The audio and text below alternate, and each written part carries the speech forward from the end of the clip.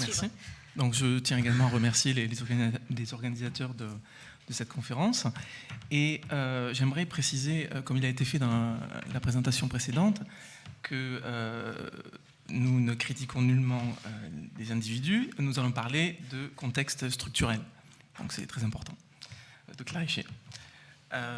Nous pensions commencer par une petite chronologie de la naissance de l'archéologie préventive en France, mais c'est beaucoup trop long, donc on va passer ça très rapidement.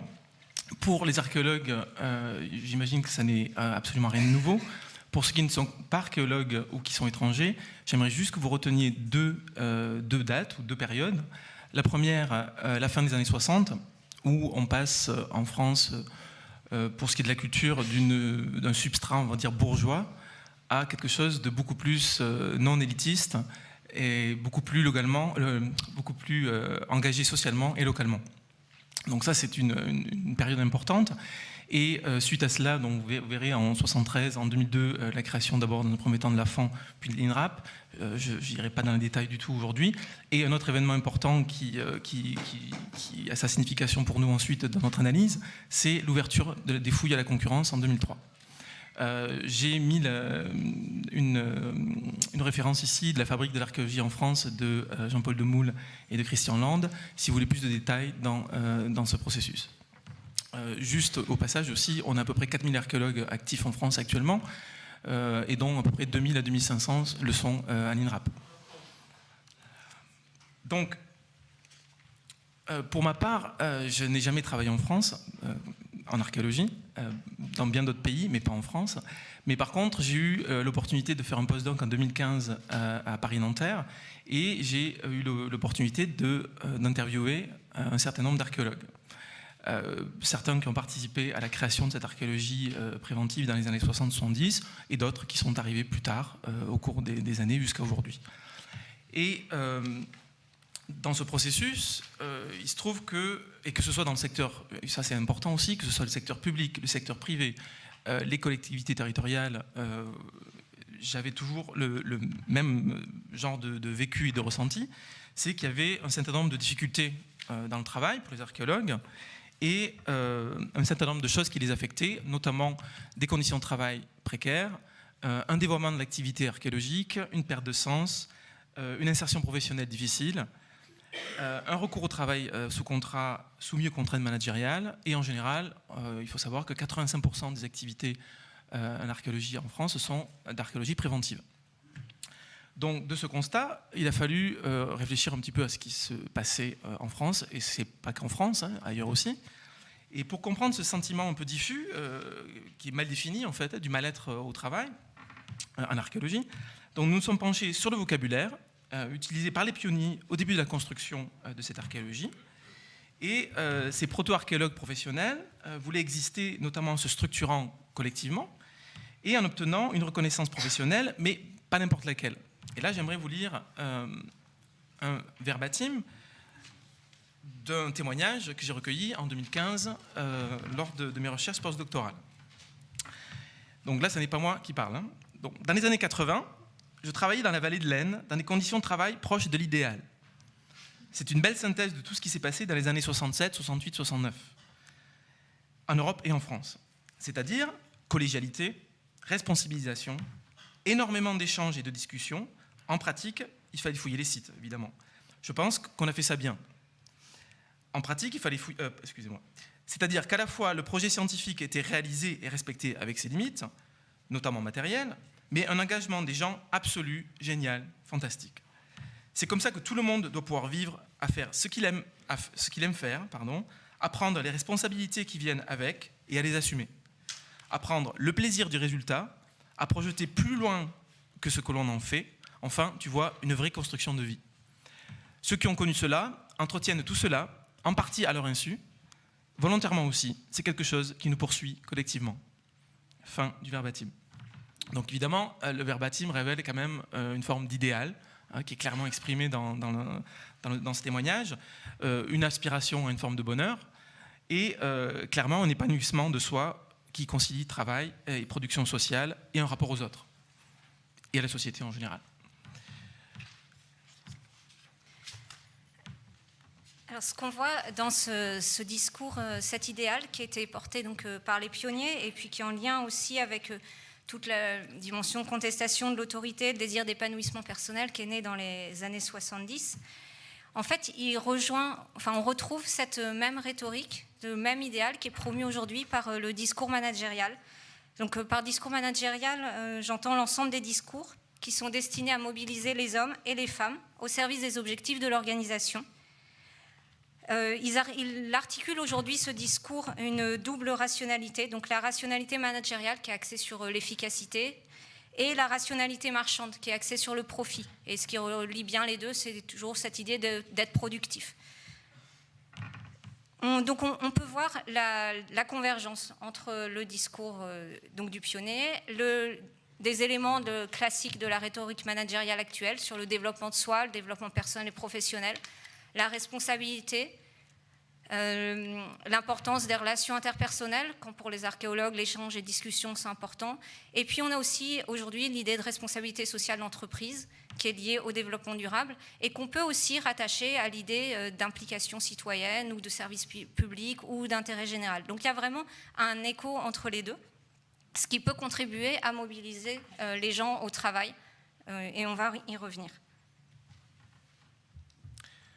D'un point de vue plus économique, ou plus économique, on pourrait dire que depuis l'ouverture à la concurrence et de manière plus pressante depuis le début de la crise économique de 2009, ou crise financière, l'impondérable budgétaire est devenu un élément central des préoccupations des gestionnaires en archéologie, et que ce soit dans n'importe quel secteur, qu'il soit public ou privé. Et là, on a un témoignage que vous voyez à l'écran d'un archéologue gestionnaire à l'INRAP qui me dit la chose suivante: on est encore dans une culture publique où on fait de la science, mais ils étant ses collègues, ne tiennent pas compte des budgets, mais avec le cadre économique dans lequel on est, c'est du suicide.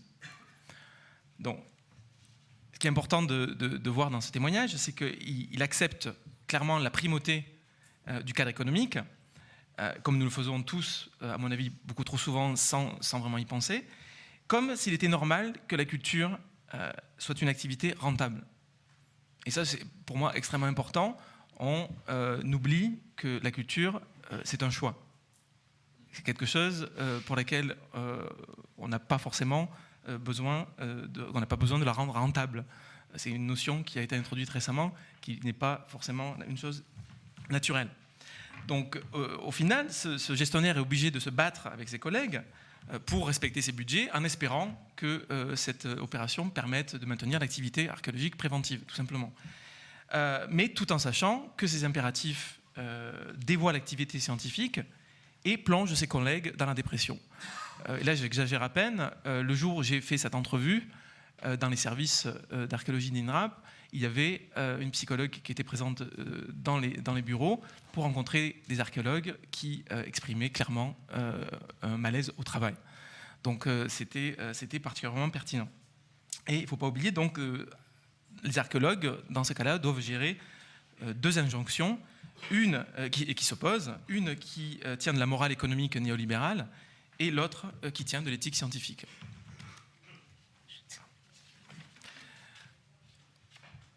Dans un autre contexte, et un petit peu en contraste avec ce témoignage, ceci est un autre verbatim d'une dirigeante d'une entreprise privée en archéologie, qui dit donc la chose suivante, je vous lis le verbatim: la vision que j'ai, c'est chercher, transmettre et oser. Ça se traduit par des groupes qui réfléchissent à comment innover, être performants, plus impliqués dans la société. Il faut arrêter de transmettre selon nos critères. L'archéologie est passée à un stade plus adulte, alors que nous étions pendant longtemps à un stade d'adolescence. Il faut que les équipes acceptent d'être plus adultes et qu'ils se prennent en charge et qu'ils acceptent peut-être de ne pas pouvoir faire tout ce qu'ils veulent. Il faut qu'ils soient dans le monde. Bon. Mis à part le fait que le discours est un petit peu condescendant et qu'elle dit quand même que les archéologues sont des irresponsables immatures, il faut que ce soit clair, elle a quand même, me semble-t-il, en tout cas, elle a conscience des principes éthiques et des visées de la profession, chercher et transmettre notamment, mais aussi qu'une certaine réalité impose de faire des choix. Et il se trouve qu'au moment où j'ai fait ces entrevues, cette entreprise privée qui, au demeurant, a réellement ces objectifs-là, et de façon très sincère, et a été obligé de renoncer à publier une revue qu'il publie depuis quelques années, faute de moyens. Les moyens étant en fait les profits qu'ils peuvent le générer pour pouvoir financer ce genre de choses. Non seulement la revue, mais j'ai eu d'autres témoignages de gens qui travaillaient dans ces entreprises qui me disaient que les budgets baissaient et qu'il n'était plus possible de financer également tout simplement la recherche, les participations dans des conférences et les publications. Donc ces choix-là, du coup, deviennent une coquille vide. Donc ce qu'elle me dit là, c'est réel, c'est sincère, mais la structure économique fait en sorte qu'elle ne peut plus faire ces choix-là. Donc on retrouve avec cet exemple, ce qu'on peut voir, c'est que le discours qu'il y a maintenant dans l'archéologie, et qui s'appuie aussi sur le discours managérial, c'est un discours qui est professionnellement attractif, mais il est aussi porteur de menaces, à la fois des risques sur l'activité archéologique, notamment sur la dimension recherche, publication, médiation, etc., après les fouilles, et aussi un risque pour les archéologues, qui sont vus de manière paradoxale. On l'a vraiment bien vu, je pense, avec le verbatim que Nicolas a lu, où on voit que les archéologues sont valorisés en tant que responsables des évolutions. Elle parlait de groupes qui réfléchissent à plein de choses. Ils sont par contre dévalorisés comme immatures, renvoyés au stade infantile d'intolérance à la frustration. Et ils sont aussi identifiés comme facteurs de risque pour la profession s'ils n'évoluent pas, puisqu'on a vu avec les deux verbatim vraiment une insistance sur l'importance d'apprendre à respecter des budgets, d'accepter de faire des choix, d'être moins auto-centré, sans bien sûr nous préciser quoi partager ses recherches ou faire de la recherche à partir de ce qu'on a fouillé, ça serait être auto-centré. On va maintenant s'intéresser au deuxième axe de notre communication, qui porte sur les injonctions contradictoires auxquelles sont soumis les archéologues en tant que professionnels. Donc, il y a des travaux qui ont été faits en sociologie autour du professionnalisme et qui ont montré que l'évolution de cette notion. Le professionnalisme aujourd'hui, il est polysémique. Il mobilise à la fois l'éthique professionnelle défendue par des travailleurs qui maîtrisent une expertise, et aussi il s'agit d'appliquer des normes organisationnelles. On est un bon professionnel parce qu'on est reconnu par ses pairs, mais on est aussi un bon professionnel parce qu'on est reconnu par son management. Et ça peut mettre les archéologues dans des injonctions contradictoires au contraire. Par exemple, on peut leur demander à la fois de sauvegarder des traces d'anciennes civilisations, et ce qui va mobiliser pour eux tout un référentiel professionnel de soins à prendre pour préserver les vestiges, préserver le contexte de fouilles, etc. Et en même temps, on va leur enjoindre d'aller rapidement pour libérer une surface pour qu'on puisse faire l'aménagement, la construction du parking, du centre commercial, enfin voilà, l'aménagement concerné. Et donc Nicolas va nous parler d'un exemple qui met bien en évidence le conflit de valeurs. En 2015, donc la même année où j'ai fait ma recherche en France, j'ai participé à une fouille en Angleterre avec une entreprise privée d'archéologie que je ne nomme pas sur le slide, mais en fait que je peux nommer, qui s'appelle MOLA, Museum of London Archaeology, qui est connu pour ses innovations en termes de méthodologie dans les années 70-80, qui était à la pointe un petit peu de ce qui s'est fait de mieux en archéologie à travers le monde. Et donc je m'attendais à beaucoup, évidemment, en travaillant pour eux en 2015. Donc nous avons été engagés, nous, 60 archéologues, 3 quarts anglais, 1 quart étranger, pour fouiller sur 3 mois un cimetière et énormément de fosses communes qui dataient du XVIIe siècle, essentiellement des squelettes. Donc, on attendait 3000 squelettes, en fait on en a sorti 3500. Et qui étaient morts en général de la peste. On nous avait en fait dit qu'on allait faire ça en 3 mois. Il se trouve que l'objectif réel était 40 jours. Pour faire cela, il a fallu 2 shifts, donc le 2-8. Hein, donc nous travaillons de 8h à 23h sur 2 équipes, nuit et jour donc. En hiver, donc ça veut dire avec des systèmes de lumière pour travailler la nuit, puisque la plupart des shifts de nuit se faisaient la nuit, et dans des conditions assez difficiles. Si vous voulez des détails sur ce projet, il y a une référence qui est sur le slide également, puisqu'il y a une publication qui a été faite en 2016.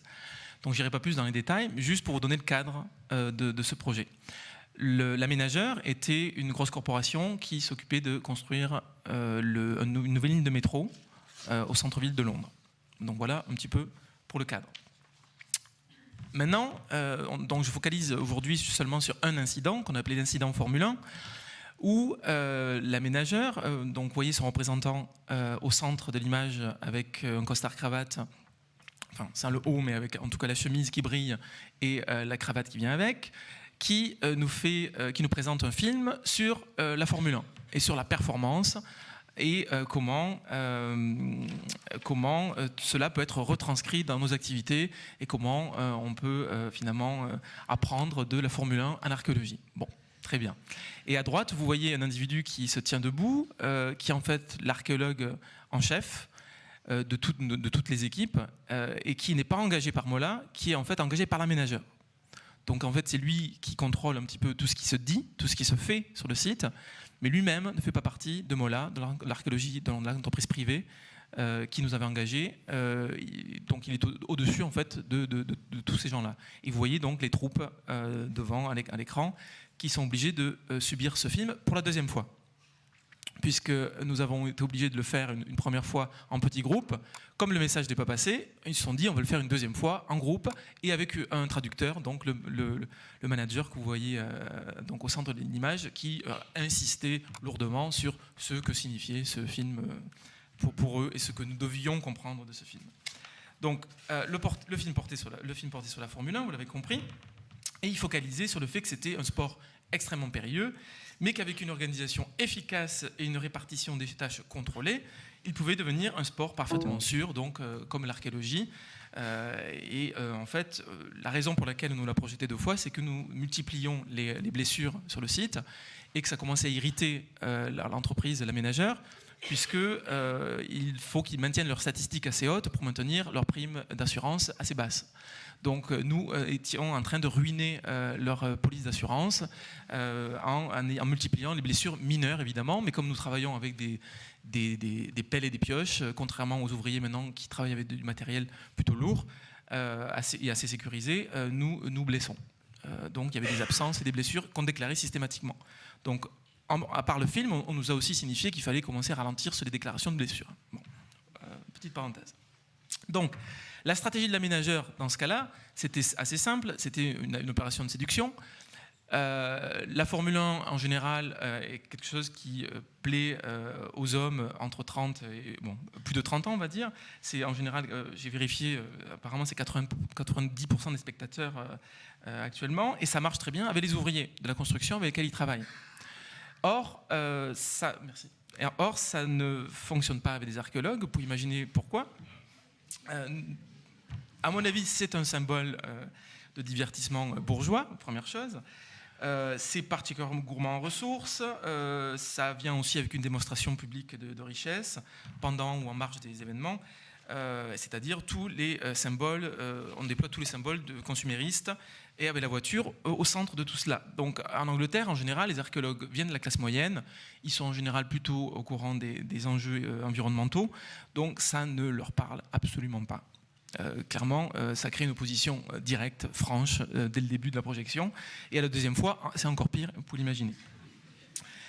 En termes de contenu, on peut rester là-dessus. En termes de contenu, le film visait clairement à mettre l'emphase sur les responsabilités individuelles et la définition de tâches précises et limitées.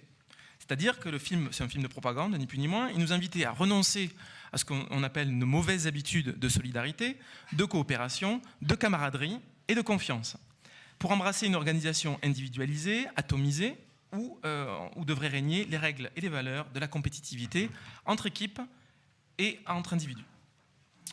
Pour faire passer la pilule, évidemment, on nous parle de health and safety en permanence, donc santé et sécurité, pour dépolitiser en fait le débat et nous faire croire que tout cela tient du bon sens. Et on peut passer à la suivante, et je vais accélérer un petit peu sur la présentation. Évidemment, tout ça a été relativement violent, ça a été mal vécu. Bon, il y a un témoignage ici d'une archéologue qui disait « We are not really going to be archaeologists, but we are going to be construction workers soon ». Donc là, ce qu'elle dit clairement, c'est qu'elle sent bien que l'aménageur est en train de prendre le dessus et que le pouvoir de l'entreprise même privée d'archéologie est en train de se limiter à pas grand-chose. Et que c'est l'aménageur qui commence à décider même de nos méthodologies et de nos façons de travailler.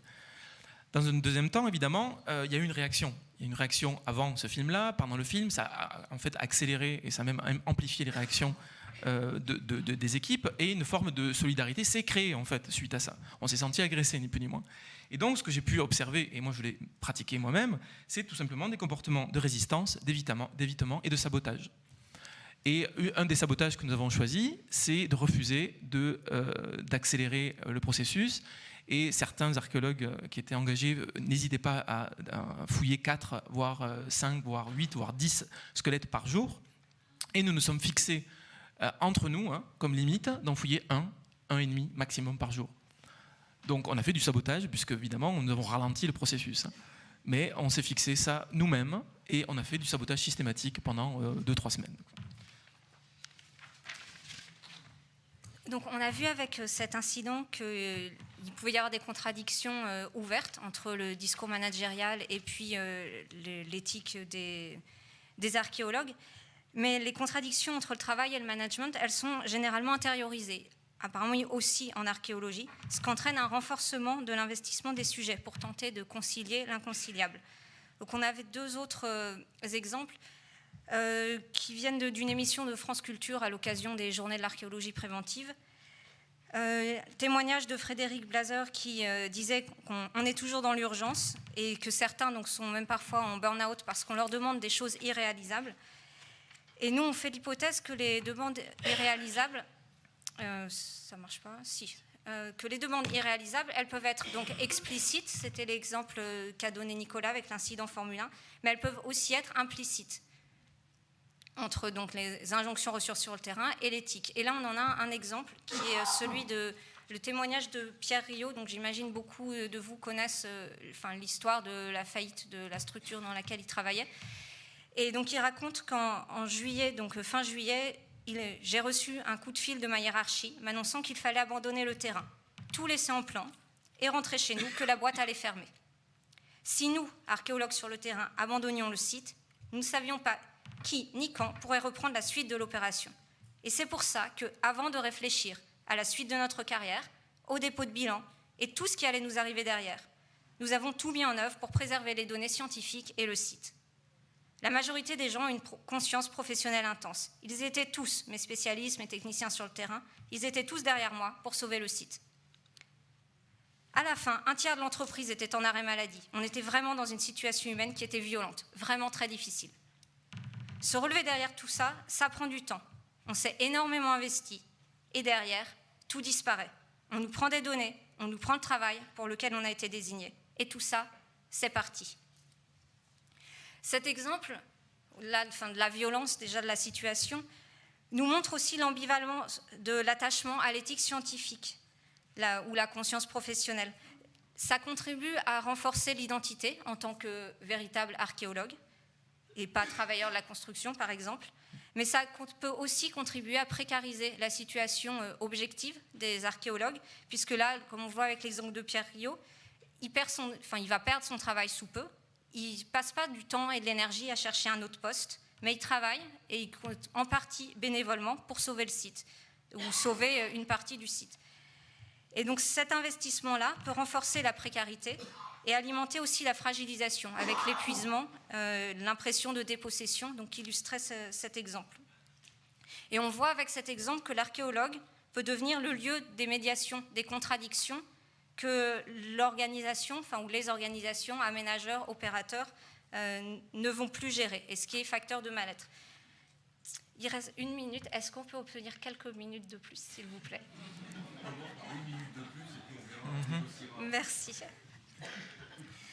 On en vient sur les avantages et les inconvénients de la professionnalisation. Donc, en bref, on a fait là un tableau synthétique. La professionnalisation, donc la profession d'archéologue, a permis une reconnaissance de l'archéologie préventive comme véritable acteur du processus d'aménagement, de préservation de la mémoire. Ça a aussi permis de développer des techniques. Ça a permis de mettre plus de rigueur peut-être et d'efficacité que ce qu'il peut y avoir quand les pratiques sont seulement amateurs. Mais bon, comme on l'a vu ce matin, ça va aussi dépendre bien sûr de qui fait la pratique. Mais il y a aussi avec la professionnalisation le risque d'instrumentalisation par les aménageurs puisque en mobilisant des archéologues sur un chantier, ils peuvent donner une image plus éthique de leur projet d'aménagement en mettant au jour des ressources archéologiques, enfin, ressources étant aussi un terme qui porte à débat, et donc contribuer à améliorer l'image de l'aménageur, mais sans pour autant questionner les projets de développement. Parce que peut-être que le champ commercial, en fait, on n'en a pas vraiment besoin. Mais on ne va pas se poser cette question-là. Il y a aussi un risque de marchandisation des découvertes archéologiques pour répondre aux attentes des clients, donc les aménageurs, bien sûr, mais aussi les visiteurs de musées, enfin, si on élargit un peu le cadre, ou les étudiants en formation. Avec la professionnalisation, il peut aussi y avoir une vulnérabilité à l'assimilation aux méthodes de gestion et aux pratiques du monde du bâtiment, puisque le travail des archéologues en archéologie préventive sur les chantiers s'imbrique en fait aussi avec le travail des professionnels du bâtiment. Et puis, ce qu'on notait aussi, c'est une perte du plaisir et du temps qui sont pourtant nécessaires à la réflexion et à la recherche, et qui devraient faire partie de l'activité archéologique. Donc, en résumé, dans l'archéologie préventive, aujourd'hui, il y a une espèce d'emprise de la gestion et du néolibéralisme sur la pensée. Et donc, on en vient au troisième axe, qui est comment est-ce qu'on peut faire pour questionner ça. Donc, il nous semble qu'une base essentielle pour questionner ce qui se passe aujourd'hui dans l'archéologie, mais même plus généralement dans le monde du travail, c'est de questionner les mots qui sont employés pour parler de l'activité de travail, et là, en l'occurrence, de l'activité archéologique, et éviter que les notions d'efficacité, de productivité, et pour l'archéologie, qu'elles soient prises en compte comme une contrainte des projets d'aménagement, deviennent le sens commun et guident notre lecture des projets archéologiques. Je te laisse introduire les options. Alors, il y en a 3 en fait. Il y en a 3. Oui, disons qu'il y a plusieurs façons de penser différemment l'archéologie. Donc on a pensé une option soft, une option plus radicale. Agnès va présenter une option plus soft, je rajouterai une autre possibilité aussi, et ensuite je proposerai une option peut-être plus radicale et théorique, et on va accélérer les choses. Et bien sûr, nos options ne sont pas exhaustives, et l'intérêt de la discussion, ça sera aussi que vous puissiez nous faire part de vos idées pour aider à changer les choses. Donc l'option soft, c'était j'ai noté la convergence qu'il peut y avoir autour du terme responsabilité, qu'on retrouve maintenant un peu partout, dans le discours du management, mais c'est aussi dans les discours éthiques, et c'est dans les discours autour de la responsabilité d'entreprise. Je me dis qu'on peut peut-être trouver un point d'appui sur cette notion de responsabilité en parlant ensemble, parce que les aménageurs, comme les archéologues, ils ont un intérêt commun à ce qu'il y ait une congruence entre les pratiques et puis les discours officiels. Parce que l'image de l'entreprise, c'est aussi quelque chose d'important pour son positionnement concurrentiel, rien que pour ça. Donc même en matière de profit, l'entreprise peut avoir un intérêt à ce qu'il y ait une convergence entre ce qu'elle dit et puis ce qui est fait en pratique. Donc ça serait important de pouvoir prendre le temps entre archéologues et aménageurs et opérateurs de réfléchir ensemble à la définition d'un travail bien fait, qui permettent de réduire l'écart entre l'image communiquée et les pratiques, et qui prennent en compte aussi les besoins ou objectifs qui peuvent être parfois contradictoires, ou souvent contradictoires. Les codes déontologiques pourraient peut-être servir pour faire reconnaître des conflits de valeurs, parce que les archéologues peuvent s'appuyer sur des codes, même si ce n'est pas une profession réglementée, il existe des codes et ils peuvent servir d'appui puisqu'ils sont recrutés en tant qu'archéologues. Et c'est parce qu'ils sont recrutés en tant qu'archéologues qu'ils contribuent à une certaine image de l'organisation. S'ils avaient été recrutés en tant que travailleurs du bâtiment, l'aménageur ne pourrait pas se prévaloir de faire des fouilles et de valoriser le patrimoine archéologique pendant qu'il fait ses projets d'aménagement. Et voilà, je te passe la parole pour l'autre.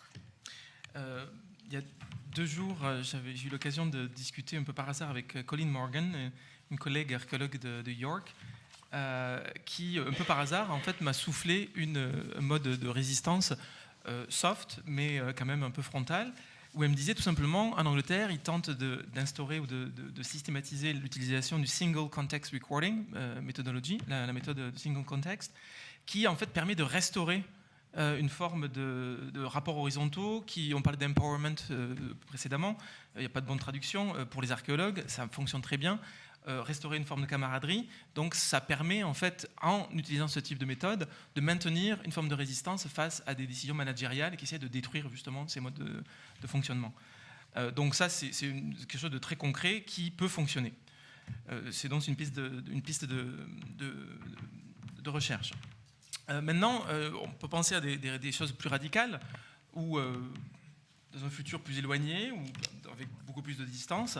Moi, je pense depuis quelques temps déjà à s'associer au mouvement de décroissance, ce qui peut paraître complètement aberrant en archéologie puisqu'on participe en permanence à la croissance, c'est-à-dire au développement. On est toujours lié à ça. Mais en fait, c'est peut-être pas si antinomique, c'est peut-être pas si opposé. Donc, en soi, la décroissance, à mon avis, est un projet plutôt révolutionnaire et plutôt moderne, contrairement à ce qu'on peut entendre. Ce n'est pas un retour au paléolithique. On n'est pas censé retourner vivre dans des caves. C'est pas du tout ça l'idée. Mais par contre, elle suppose une rupture avec la société de croissance. Ça, c'est clair. Il s'agit, une fois sorti de l'illimitation de l'économie productiviste, de construire une société de prospérité sans croissance. C'est ça, le projet de décroissance. Donc, dans notre cas de l'archéologie, la première étape de cette conceptualisation serait de déséconomiser nos esprits, décoloniser notre imaginaire, pour enfin s'attaquer au logiciel toxique qui est devenu aujourd'hui la gestion de l'archéologie préventive, presque partout dans le monde, sous sa forme strictement économique. Important, hein, sous sa forme strictement économique. Donc ce que je proposerais, et malheureusement je ne pourrais pas développer trop longtemps, je conclue vraiment là-dessus, d'un point de vue d'archéologue de terrain et d'anthropologue, c'est que plutôt que d'accepter d'être de plus en plus des facilitateurs de non-ralentissement de la croissance, qui revient à accepter en fait tacitement de collaborer au dogme néolibéral, je proposerais que nous redevenions des scientifiques objecteurs de croissance. Et je m'arrêterai là-dessus. Merci.